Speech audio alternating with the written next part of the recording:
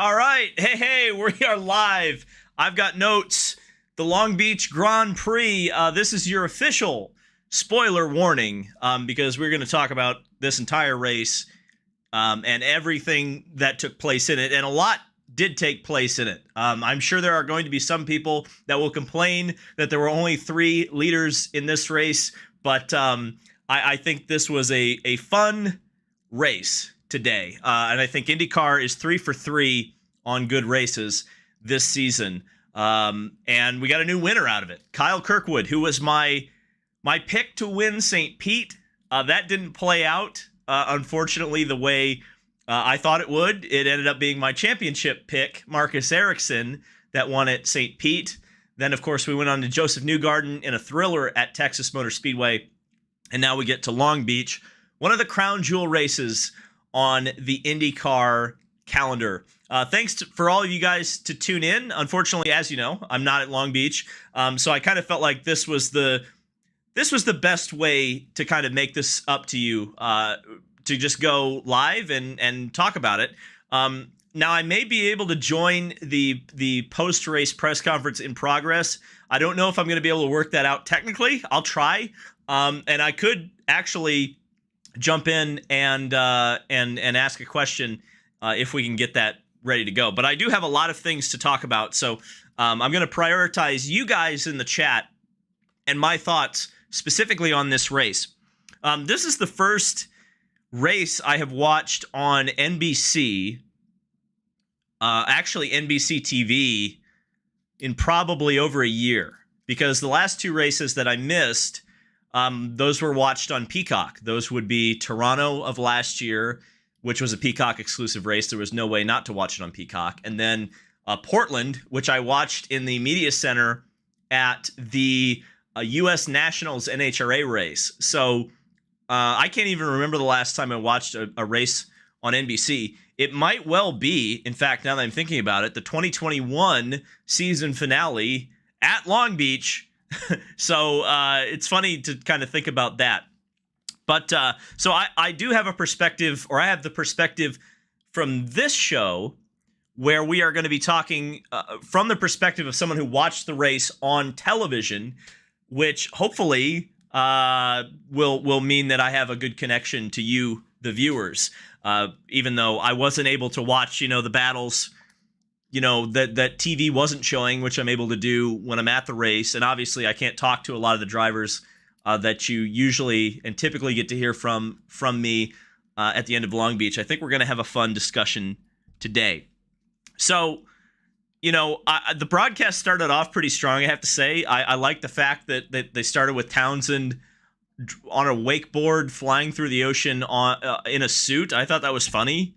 I actually enjoyed NBC's coverage a lot more than I thought I would. I thought they did a very good job of covering all of the storylines that meant something. I thought the pre-race was pretty tight. I still think that TV companies should do a starting grid, but I think they think that's an antiquated thing now, and that's fine. I think it's very interesting that they pushed Pato as a star, kind of what I have been saying for like a year or so at this point, but they seem to finally grasp onto that concept that I thought the minute I spoke to Pato, and the first time I really actually had a conversation with Pato was at the Nashville Grand Prix in 2021. And from that moment on, and yes, I'm maybe biased because he watches the channel and he was excited to meet me, as excited as I was to meet him. I think that Pato does have the personality, the passion, the desire to be the star of this series. And NBC, I think, picked up on that properly. Now we're gonna have some not quite so nice things to say about Pato later in this video. Unfortunately, Pato was a bit of a battering ram today. There's no doubt about it. But that was true for several people. The start of the race. Now this was something initially that Scott Dixon had a problem with. Was called out specifically. And it was a bad start. But, I mean, if you look at every Long Beach pretty much ever, the starts are ragged and awful. I mean, this was a particularly bad one. But this was not unexpected for Long Beach. I was amazed that Joseph Newgarden, the start he got, going from 8th to 4th, I believe. It was exciting in the first turn for him, and Newgarden really seemed like he was on a mission to win this thing. It was strategy that kind of got in his way. We'll have to actually take a look. I didn't think to do this before we got going, but now that I've thought about it, it's probably a good idea, isn't it?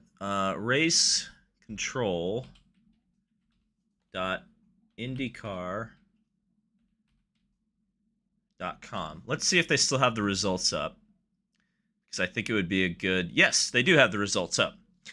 So Joseph Newgarden, even with the strategy blunder, took 9th, got a top 10.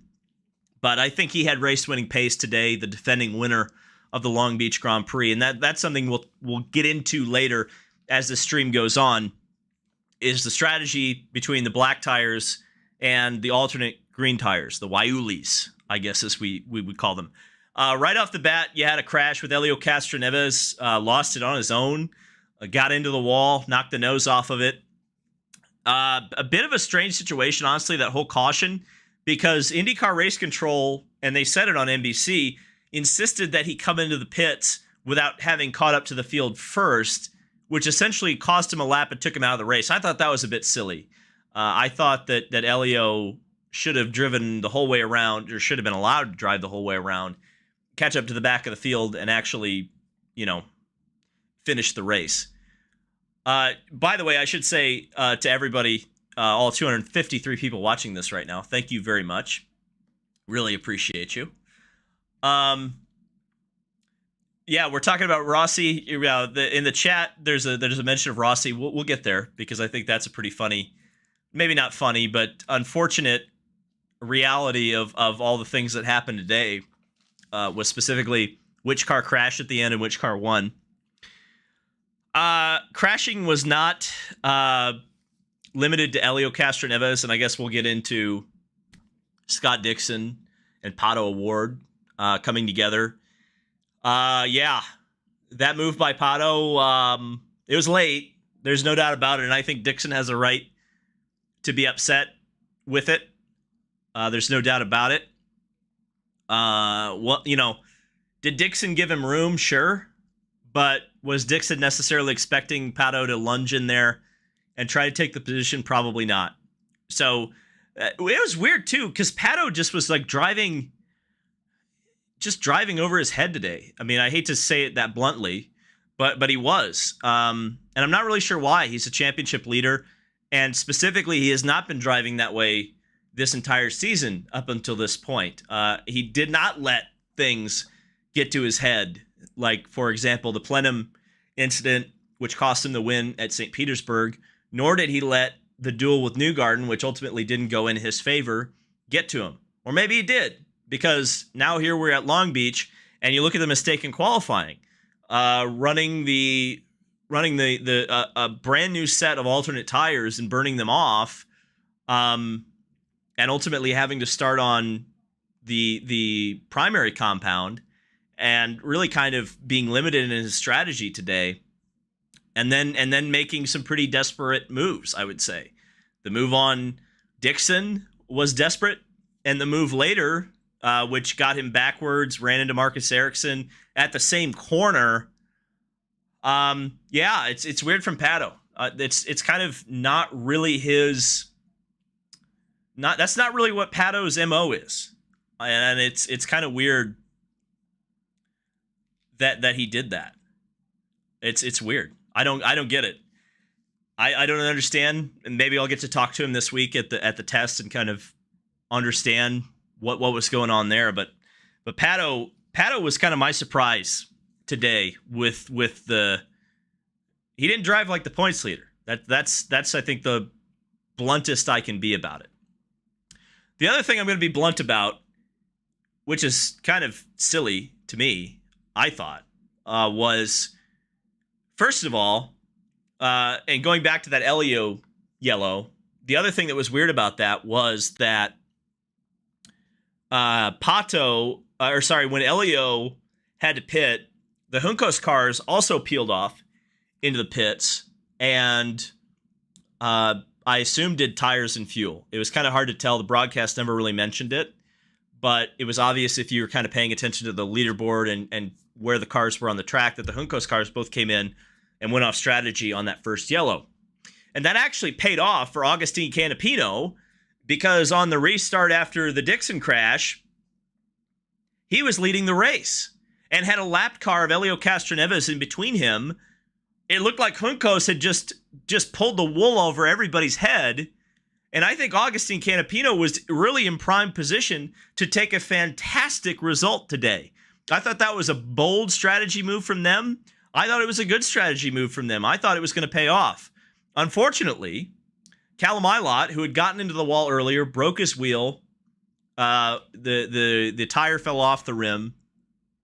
For whatever reason, they pitted him right before the restart, and Callum came out of the pits right ahead of Agustin Canapino, and all that advantage that Agustin had by getting the run off of the hairpin, having Helio being a lap car, blocking Kirkwood and the rest behind him, was gone. And Helio tried to unlap himself, walled Agustin, and then that broke his car, and he was out of it for the rest of the day. But that was silly. I'll just be 100% blunt and honest. I could not that was a Ferrari mistake.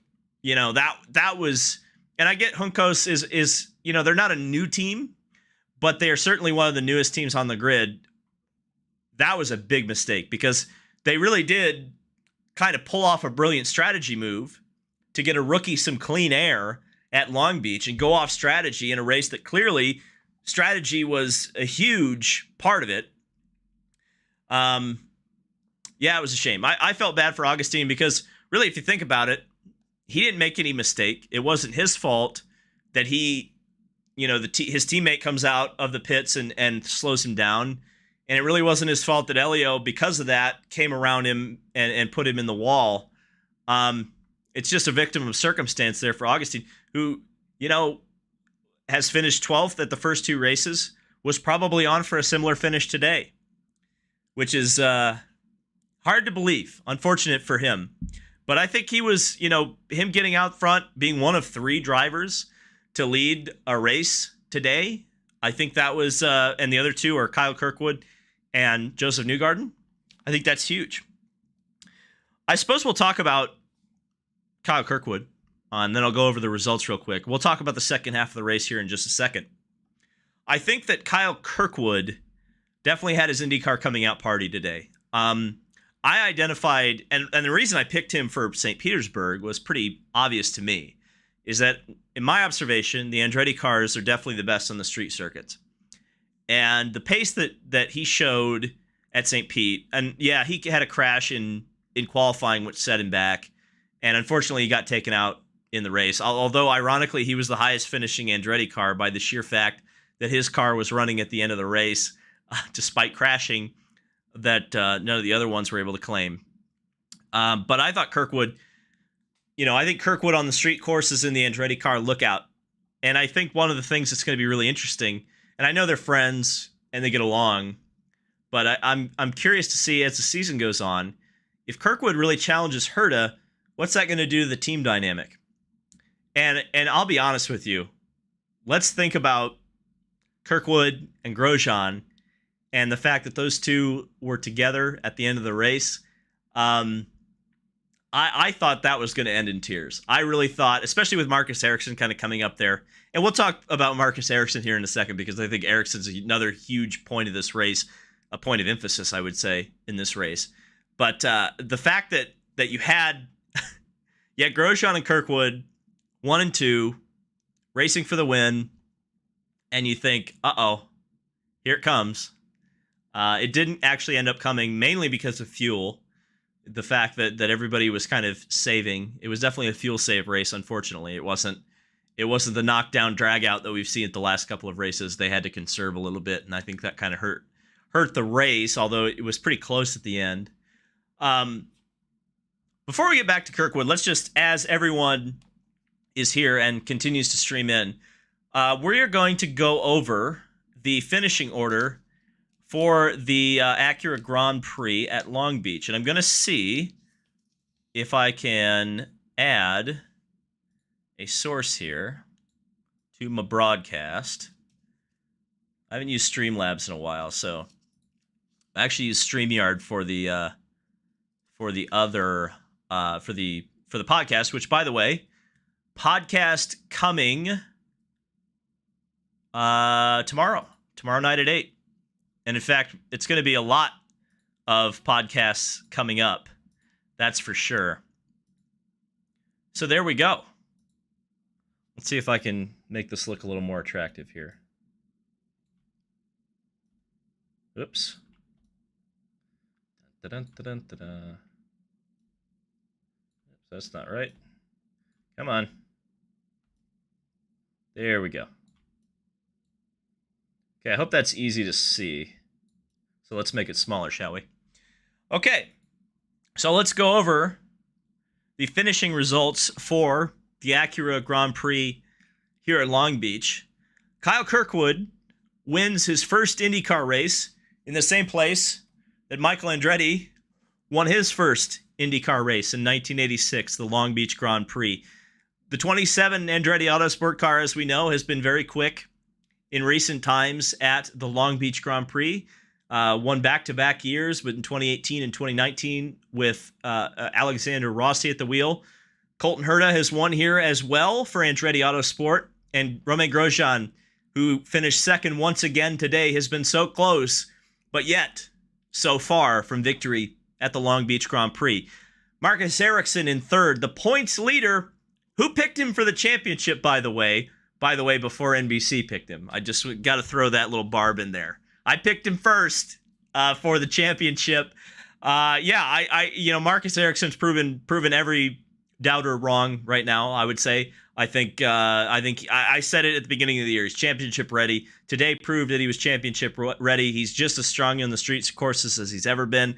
And frankly, if he hadn't lost the time running into Pato, he probably has the pace to win the race. I think he said it in his post-race press conference. The 2021 winner, Colton Herta, comes home in fourth position. Alex Palou in fifth. The driver who won the championship here in 2021. A good run for Alex Palou. Will Power, a quiet sixth place. The highest finishing Aero McLaren driver is Felix Rosenqvist, the number 6 car. The McLaren cars were not exactly race-winning pace today, but they were top 10 pace. So interesting to see that the street course pace from St. Pete did not translate to Long Beach.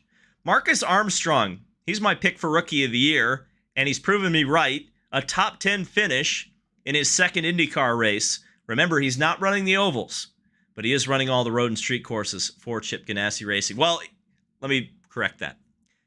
He is not running the ovals at Texas and Indianapolis. The jury is out, according to Chip Ganassi, whether or not Marcus Armstrong will run the rest of the ovals the rest of the year. Joseph Newgarden, unfortunately, Penske kind of biffed the strategy today. Newgarden had race-winning pace, led, I think, 27 laps in today's event, but unfortunately for him, ironically, a top 10 finish is not something to write home about.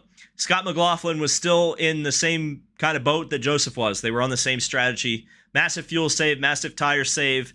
Lucky to bring home a top 10 finish, though I think they both had top 5 pace. Give a shout out to Santino Ferrucci. The Foyt team has been pretty good at Long Beach the last couple of years. Kyle Kirkwood, of course, finished 10th last year. In fact, we interviewed him after the race. Wouldn't it have been nice to have interviewed him after today's race?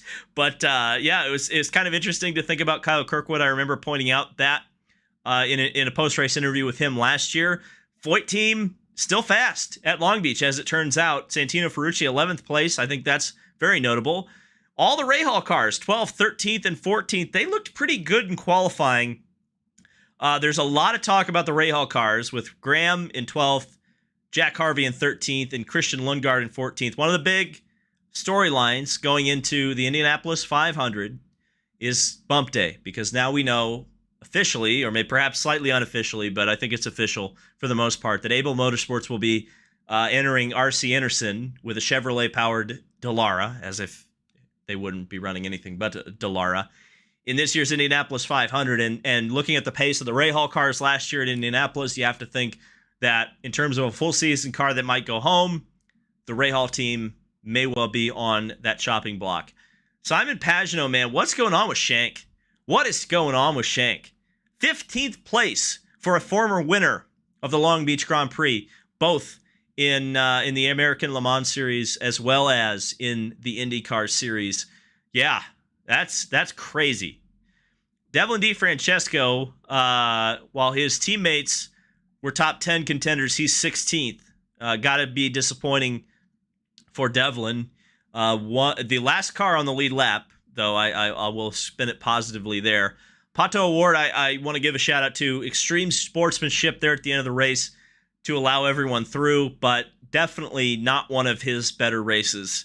I think that is plain and obvious, and it's going to be a discussion throughout this week and probably on to Barber.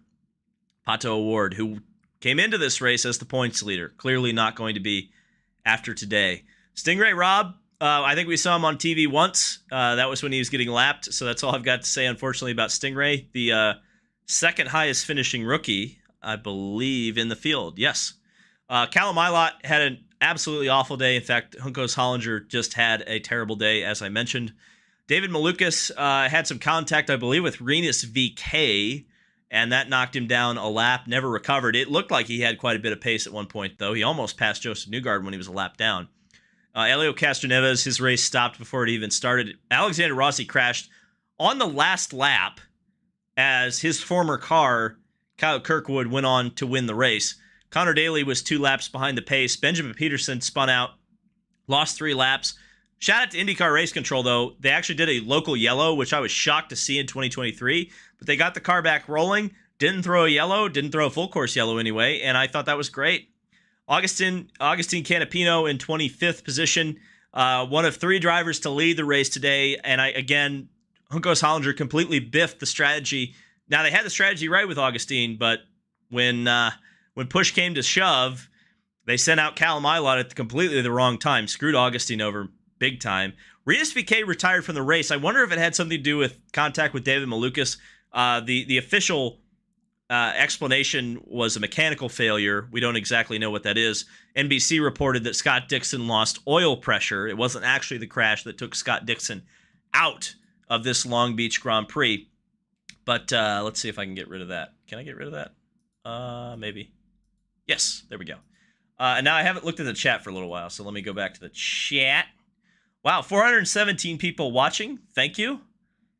Someone said Connor had an air jack failure that lost him a lap. Okay. Very interesting. I'm looking at the chat here just to see if we're missing anything before we go back to the race review. Oh, we do have a super chat. I gotta be careful about the super chats. So, super chat from Titus Slaughter, who says, "What did you think of the Imsa race?" Actually, yes. That's what we'll talk about in the interlude here before we talk about the second half of this IndyCar race. I thought the Imsa race was absolutely fan-freaking-tastic. If you did not watch the Imsa race, again, after I said this at Sebring, if you did not listen to me, watch more Imsa, because what a great race. First of all, this Imsa class structure at Long Beach is exactly my dream class structure for Imsa. It was GTP and GTD, and that was it. Now, obviously, GTD Pro was there too, but like essentially 2 classes. You had GTs, you had prototypes, and while at the start of the race it was a bit of a mess because Sebastian Bourdais, Tom Blomqvist in the Meyer-Shank Acura kind of came over on Sebastian Bourdais and kind of got in Bourdais' head, in my opinion, and Bourdais outbraked himself going into turn 1, spun the car, got into the wall, and that ended his race, and effectively ended the race as a 60 car too, because in avoiding action, the 60 car came across the front of one of the BMWs and took him out. But the rest of the race was absolutely unbelievable and surprising too, because it looked like, once the 60 and the 01 were out of the picture, you think that the race has just been handed to the number 10 Konica Minolta Acura. And that was not the case. While they had some serious pace, they were being hounded in traffic by the Porsches and BMWs. And there was actually an issue getting the car out of the pits for the number 10 Konica Minolta Acura. and they lost enough time that Ricky Taylor had to fight his way back through the field. The Penske Porsches took a crazy strategy call to not change tires, ran the whole race on one set of tires, and that ended up paying off because as Ricky Taylor worked his way through the field, having to pass all the BMWs and all the Porsches, finally got up to make the race-winning move and crashed the car into the wall, and that ended the race. And actually, it looked like Connor DeFilippi might have had the outright pace to win the race for BMW in the least developed GTP car of all of them thus far, but it was Penske Porsche that took their first win in the GTP era, and Penske Porsche's first win at Long Beach in sports cars since 2007. So, let's see. Oh, come on, David, get back to IndyCar. Well, someone paid me $10 to talk about Imsa, and I'm going to talk about Imsa for just a second because that is part of the Long Beach Grand Prix weekend. But I'm not going to hold off. I almost said, pay me $10 to talk about IndyCar more, but no, I'm not going to do that. But yeah, no, watch more Imsa. That was a fantastic race. Very exciting, I thought. Definitely more of the barn burner than the IndyCar race, I would say. But the IndyCar race definitely still has the prestige factor for sure. And I think we'll go back to Kyle Kirkwood. I'd like to talk about him a little bit more. It's no secret that Kyle Kirkwood has won at every level in the road to Indy, heading up to Indy cars that he could have. And the only level he has not won at yet, prior to today, was Indy cars. He has now done that. And I think we need to temper our expectations a little bit because I think Andretti was pretty quick at Barber last year, and they obviously were quick at the GP of Indy. But at the Indianapolis 500, they weren't exactly there. So we'll see. We'll see as the championship goes on if Andretti can kind of maintain this pace. I think they're good on the street courses, but I think it's going to be totally dependent on the pace of Andretti throughout the rest of the season, whether or not Kyle Kirkwood wins more races. I think he's absolutely capable. Don't get me wrong on that one. I'm very curious where things go from here with Andretti. I think I mentioned it earlier in the broadcast, is that I think that the fact that Kirkwood is now kind of the canary in the coal mine, so to speak, and kind of coming in and winning races and potentially upsetting the apple cart over there with Grosjean and Herta. We saw how quickly that kind of devolved for Rossi when drivers were challenging him. So it'll be an interesting statement on mental toughness and the unity of that team. If one driver is the only driver that wins, I'm curious about that. So let's go back to the race as we were going on. Commercials were definitely a big issue in this race. It wasn't as big as Fox, but I definitely noticed the commercials more than I have. And obviously, again, I haven't actually watched a race on NBC proper since Long Beach of 2021. The other two races I watched on Peacock. So getting back into the TV game that I haven't been in for a while, yeah, the commercials were definitely jarring. It did feel like sometimes the director would choose the wrong thing to focus on. Like you would see like someone making a lunge or a pass and they would cut to a car going into pit lane, or they wouldn't show the blend line. Though I thought they did a good job of showing the pit exit blend. A lot of times they miss that, or they just don't show that. And I'm glad they did, because that's often, and I hope they do that at the Indy 500 this year. And if anyone from NBC is listening, for the love of God, show the blend on the back straightaway during the pit sequence. Because if the Indy 500, now I know they're adding downforce this year, but if the Indy 500 is anything like the last couple of years, the most important parts of the race are that blend coming off of turn 2 and going down into turn 3. And if you're not showing that, you're not showing the race. So that's kind of how I feel about that. But they did a good job here at Long Beach, so perhaps they're learning. Again, I mentioned the local yellow. In fact, they did 2 local yellows that I thought were really good. They did the one for Benjamin Peterson, where they were able to, and everybody said it was sketchy with the AMR safety team down in that corner. And I understand that. But like at the end of the day, the safety team are professionals. They are out there, to take those sort of risks. Obviously, you want them to be calculated. You don't want to put those guys in really bad spots. But if there's enough gap in the traffic that they can start up Benjamin Peterson and get him back out on track without going to a yellow, I think that makes the show better. And I think it really helped today. And at the end of the race, I don't think they ever threw a full course yellow for Rossi going into the tires at turn 9. So I think they made two good choices today with the local yellows. So I got to give them a pat on the back there. I definitely do. The big strategy thing today was the black tires, the black primaries versus the Wiley green tires today. And it definitely seemed like the preferred tire was the black tire. But that's what we want, right? I think that made this race a whole lot more interesting, that there was a tire choice and there was a big gap between the tires. Your choice of strategy, your choice of tires made a huge difference. You think about Joseph Newgarden. The reason he pitted so early was because his tires were going off and he had to choose a different strategy, and ultimately he chose incorrectly, and one of the fastest cars in the race had to lift the entire last stint and wasn't able to race. That's a strategy call. That's a strategy call that missed, and I'm okay with that because that's racing. And I think if you're going to have alternate tires, you want to make sure that they race differently. And I think Firestone got it completely right, and big props to them. This is the third race for the Wiley sidewall tire. Now, I think it's important to note, and I've tried to explain this when we've gotten to talk to folks like Kara Kristalik from Firestone or some of the other folks at Firestone. The actual surface of the tire, to my knowledge, is the same. It's the sidewall that's different. It's the sidewall that's constructed out of Wiley. So it's not actually the actual tread contact patch is not much different than a traditional Firestone red. And we'll still see the Firestone reds, to my knowledge, at Barber and the Indianapolis road course, because on natural terrain road courses, and I assume Gateway, we're going to see the Firestone reds. As we know, Gateway, they will be using alternate tires as well as primary tires at that race, and I think it's going to be exciting. Rowdy Josh Racing sends a super chat for $2 saying, big Erickson fan here. Mega comeback he had today. Yeah, let's talk about Erickson. That's a good prompt, good segue. I already kind of mentioned it, but, there's a reason I've picked him for the championship this year. He's the guy, I think. He has proven.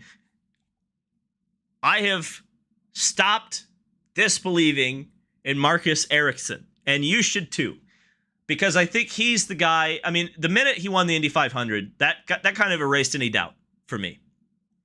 I'll get to your super chat here in just a second, Titus. The win at the Indy 500 proved to me that he could do it. Because the thing I always say about people I doubt at the Indy 500, and I'm sure I will say it about somebody this year, and somebody may prove me wrong. But I always say, at the Indy 500, if you're leading that race, the thing that changes the differentiation between a driver who can win the Indianapolis 500 and a driver who's not going to win the Indy 500 is specifically, can they beat Scott Dixon or Joseph Newgarden or Pato O'Ward in the duel at the end of the race? And before the Indy 500, I doubted that Marcus Erickson had that capability. And I was wrong. And he outdueled the Arrow McLaren drivers. And even on that restart with the pseudo green-white checker, he didn't get past. So that's when I knew he had the toughness as a driver to win these sort of races. So from that perspective, looking at this season and looking at the fact that he was in championship contention last year, he has confidence. NBC mentioned he's hired a mental coach. So I think he's checking all the boxes to be an IndyCar champion. And you look at the drive at St. Pete and the fact that he was in position to win that race and did win it. You look at a bad day at Texas Motor Speedway where he finished in the top 10. And then you go into the next couple of races and you look at the strengths that Marcus Erickson has as a driver. I think he's going to be there. So, yeah, I don't doubt him. Titus says for $9.99, thoughts on Dixon's gloves off comment.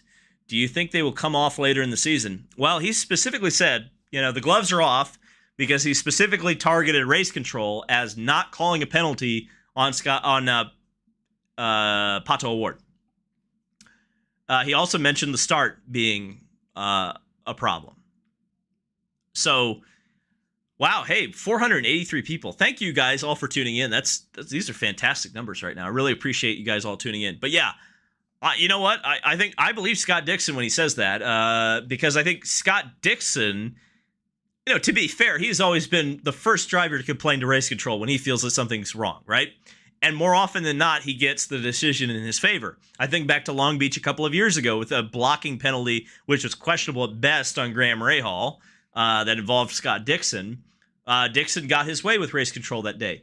He didn't get his way with race control today, but he found that there was or I guess he feels that race control is going to call things this way, and he's probably going to race by those rules from now on. And, obviously he's not going to be able to do it at the Indianapolis 500. He'd be crazy to do that. But for the next two races at Barber and at Indy GP, you can make a little bit more contact with people. So I would expect that you're going to see perhaps some more elbows out Scott Dixon. I definitely think so. All right, let's see. Okay. Push to pass and why we all get pressed about push to pass, because I really don't get it. Because we always talk, or we always hear people talking, especially the NBC people, particularly, I don't want to have to call out people because I know they'll hear it, but sorry, Townsend, I'm going to say it. Townsend Bell talks a lot about push to pass, and I know Townsend has specifically said this before, by the way. Anybody who complains about anything he does on the broadcast, he just does it more. So I know this is not helping the situation, but he treats push to pass like it's a game changer, and I don't see it. I don't ever see it. I think the big differentiation in pace in an IndyCar race is the fuel and what fuel map you're running. Because as we saw, the drivers who pitted a lap later or several laps later than one another got to go faster than other ones. Those are the ones who made up time. Push to pass is only as good as the amount of fuel you have in your car. And when it's a fuel mileage race, no one's going to use push to pass. That's why Grosjean didn't use it, because he had to make it to the end of the race. So, I understand from a TV perspective, you got to try to keep it exciting and act like push to pass is a Super Mario button. But it's just not. It's just not. So, I don't get it. Doesn't make any sense to me. End of the race. Alexander Rossi, I mentioned it a couple times, but how ironic that Alexander Rossi crashed and the 27 car won the race. Now, Rossi had been running in the top 10, but gee whiz. I mean, Hollywood could not script that. Hey, Vice, talk about that. Put that in the show. Put that in the show, Vice. In fact, again, if you're making a TV show about, and unfortunately, because I did not go to Long Beach, I did not get to see the TV show. So I don't know what the TV. I have the spoilers about the TV show. I will not spoil it for everybody yet, but I know what happens in the TV show, and I'll just say this: I hope that Vice is taking advantage of all the drama that is taking place in these races. Because there's a lot of behind-the-scenes stuff and in front-of-the-scenes stuff that happens that you look at, and I've pointed out in the stream, that would make compelling, interesting television. And I think the fact that Rossi with a new team crashes his car on the last lap, in which his old team wins the race after, there's collision in the pits with Rossi and his old car. I'm just saying. That's how I feel about it.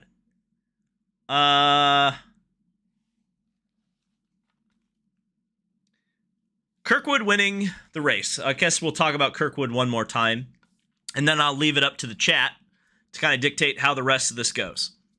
What a great win. It's a feel-good win, I think, for Kyle Kirkwood. He's a driver who has won at every level he's been at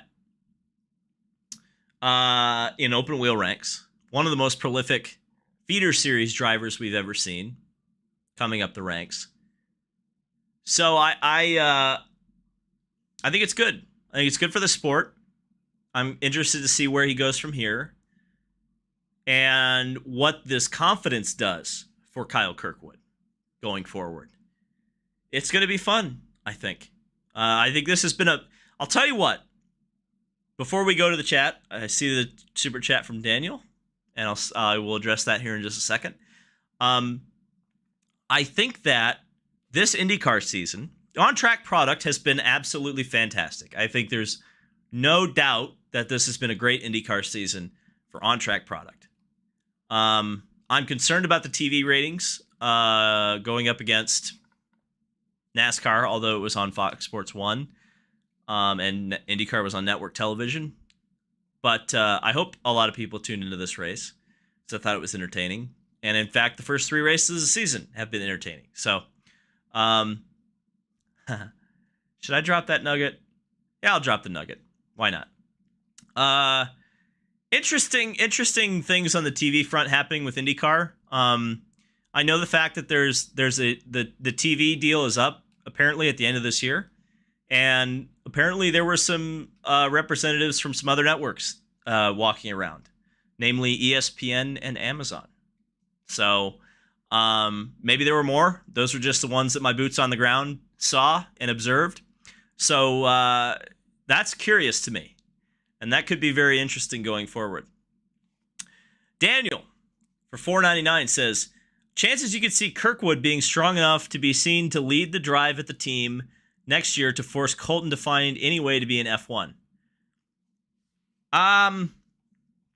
Well, the thing about Colton in F1, it comes down to the super license points. At the end of the day, if Colton doesn't win the championship or doesn't finish like third in the championship 3 years in a row, he ain't going to have the super license points to go to Formula One. So, I don't know. It's the curious thing to me is if Kirkwood just pops off and just starts winning races left, right, and center, at what point does the F1 hype change from Colton Herta to Kyle Kirkwood? I think that's the thing we should be looking at. Because you think about some of those guys in the back, or some of those guys from Florida who all came up through the same go-karting program, Oliver Askew, Logan Sargent. I don't think it's outside of the realm of possibility that a guy like Kyle Kirkwood could be here. Iceberg's raiding the chat. Hello, Iceberg. I know Iceberg does post-race reviews too for NASCAR, so I hope I have not been too... That's funny. That's awesome. I've never been rated before. JJ Yaley F1 champion. Yeah, that was funny, Rip California. Wow, look at all the viewers. Fantastic. Well, I appreciate the Iceberg bump, that's for sure. Put us over 500 for sure now. Thinking about 2 Jupiter, Florida boys in F1. Yeah, that would be interesting, wouldn't it? That's cool. Yeah. We do love Jarrett Lundberg around here. Believe it or not, speaking of the NASCAR YouTuber fellas, first of all, I think they've been doing some great work recently. It's been cool to see all them on the rise. We'll be seeing Darian Gilliam, Black Flags Matter, once again here at the Indianapolis 500 test. He's going to be staying at my house, sleeping on my couch. So that'll be fun. Hello, Iceberg. It's good to see you. I will definitely send my chat to raid yours once we're done here. We're pretty close, I think. Iceberg, JJ Yaley GOAT status. Why are you not a mod? I'm going to make you a mod. There we go. Standard moderator. There we go. Give him a little wrenchy wrench there. Yeah, I'm looking forward to the IMS test, man. And I guess we'll talk about, what's coming, in the future for my channel, since we've got all these people here. Obviously, we got the Indianapolis 500 coming up. The Indy 500 test is this week. So we'll be talking about the 2 days of testing for the Indianapolis 500 this week. We'll also be covering the Hoosier 100 at the Indianapolis Raceway Park, which should be really, really cool. I think that's going to be fun. And then obviously you think about, okay, I've rated. This is all about Indy. I'm out. Bye. Well, thank you, KGG. Thank you for that contribution. Yeah, it's all about Indy. This is live IndyCar Grand Prix of Long Beach post-race show. What did you expect? Yeah, no, I'm looking forward to the month of May at Indianapolis. I think it's going to be absolutely awesome. I think we're going to knock it out of the park coverage-wise. There's some things that we're doing that I can't talk about yet that are going to be really, really cool. So I hope you guys look forward to that. Any plans for Barber Motorsports Park? I'm planning on being there. I'm kind of weighing it. I don't know if here's what's kind of, I don't know yet. I don't know about Barber. I almost want to focus all my energy on the Indianapolis 500. But there's an opportunity in Barber that I think maybe I'll take advantage of, but I don't know. I really, really want to focus on doing a good job for the Indy 500 this year. That's kind of how I feel about it right now. This will be my 49th qualifying weekend and 49th Indianapolis 500 in May, says Kirk Ross. Well, that's awesome. Yeah, that's fantastic. Hopefully, someday, that will be me. Stupid to have NASCAR and IndyCar at the same time. I agree. Well, actually, let me go find Jarrett's stream real quick. And before I leave, I will drop a link to the chat. Actually, so first of all, before I leave, I'm going to do something nice. I'm going to do what Jarrett did for me. I want you guys all to go raid Brock Beard's chat. So that's Brock Beard's chat. So everybody go say hi to Brock and say what a good job he's doing, because I think he does great post-race streams as well. And we're going to go find the iceberg, because for whatever reason, he's not showing up in my recommended feed, which is unfortunate. And in fact, it's not even showing that he's live. Is Iceberg not live? Oh, he's already done. So that's why I got raided. So go raid Brock Beard. Yeah, he's already finished. Okay. Well, look at that. Look at you finishing up. And yes, the IndyCar race was at noon.